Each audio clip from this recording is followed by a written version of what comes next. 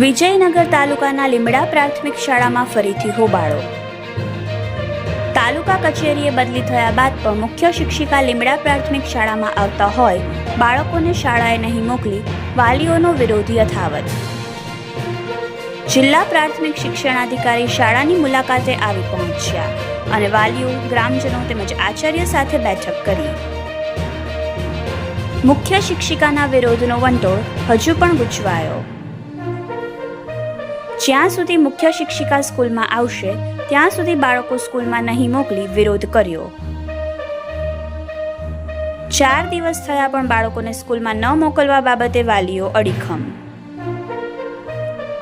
જિલ્લા પ્રાથમિક શિક્ષણાધિકારીએ વાલીઓ, ગ્રામજનો અને આચાર્ય સાથે બેઠક કરી છતાં કોઈ નિર્ણય આવ્યો નહીં।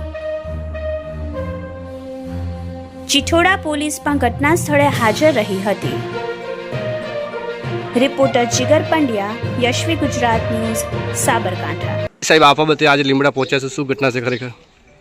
ગ્રામજનોની રજૂઆત હતી, જેના લીધે શાળાની મુલાકાત લીધી અને શાળામાં ગ્રામજનોની જે રજૂઆત હતી એ રજૂઆતને સાંભળવામાં આવી। એમના લેખિત નિવેદનો લેવામાં આવ્યા છે, શાળાના સ્ટાફને પણ સાંભળવામાં આવે છે, મધ્યાહન ભોજનના સ્ટાફને પણ સાંભળવામાં આવે છે અને આચાર્યશ્રીને પણ સાંભળવામાં આવ્યા છે। ગ્રામજનોના નિવેદનો અમારી પાસે આવ્યા છે, શાળાના આચાર્યશ્રી પણ નિવેદન એમને પોતું રજૂ કરવાના છે અને શાળાના સ્ટાફને પણ નિવેદનો લેવાના છીએ। આગળની કાર્યવાહી શું રહેશે સાહેબ? આગળની કાર્યવાહી આપણે જે નિયમો અનુસાર કરવાની થતી હોય, બંને પક્ષના જવાબ આવ્યા પછી એ પ્રમાણે નિયમો અનુસારની કાર્યવાહી કરવામાં આવશે। થેન્ક યુ સાહેબ।